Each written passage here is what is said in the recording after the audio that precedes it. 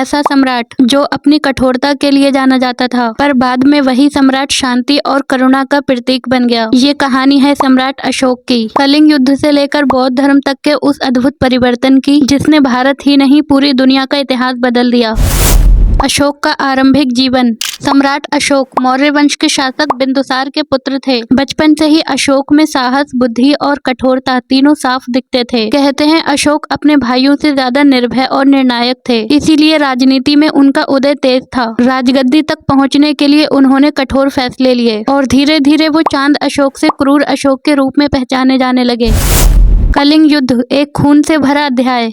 कलिंग, आज का उड़ीसा, एक समृद्ध और स्वतंत्र राज्य था। अशोक के लिए कलिंग पर विजय सिर्फ एक राजनीतिक लक्ष्य नहीं, बल्कि अपनी शक्ति का प्रमाण था। 261 ईसा पूर्व कलिंग युद्ध हुआ, इतिहास के सबसे भयंकर युद्धों में से एक। कहते हैं 1 लाख से ज्यादा लोग मारे गए, लाखों घायल हुए और अनेक लोग बंदी बना लिए गए। युद्ध जीत लिया गया, पर जब अशोक ने युद्ध के बाद का दृश्य देखा, लाशें, रोते हुए बच्चे, उजली हुई बस्तियां, तो उनका हृदय कांप उठा।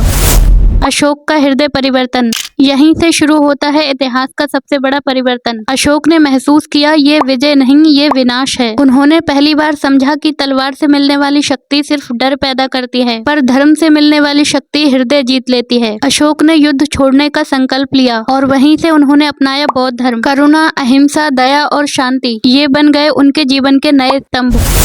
बौद्ध धर्म और धम्मा का प्रस्तार। बौद्ध धर्म को अपनाने के बाद अशोक ने अपने राज्य को धम्मा के आधार पर चलाया। उन्होंने युद्ध बंद कर दिए, जन कल्याण को प्राथमिकता दी, पशुओं के लिए भी दया का संदेश दिया। अशोक ने अपने संदेश शिलालेखों और स्तंभों पर खुदवाए ताकि आम जनता भी उन्हें पढ़ सके। यही अशोक के धम्मा स्तंभ आज भी भारत की पहचान है और अशोक चक्र आज भी भारत के राष्ट्रध्वज का गौरव है।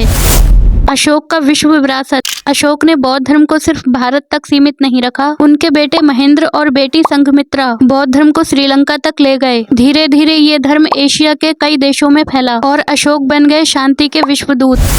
अशोक का परिवर्तन हमें ये सिखाता है कि सबसे बड़ा योद्धा वही होता है जो अपने गुस्से और अहंकार पर विजय पाले। कलिंग युद्ध ने अशोक को तोड़ दिया, पर उसी टूटने से एक नया महान अशोक जन्मा। तलवार से शुरू हुआ शासन करुणा पर समाप्त हुआ।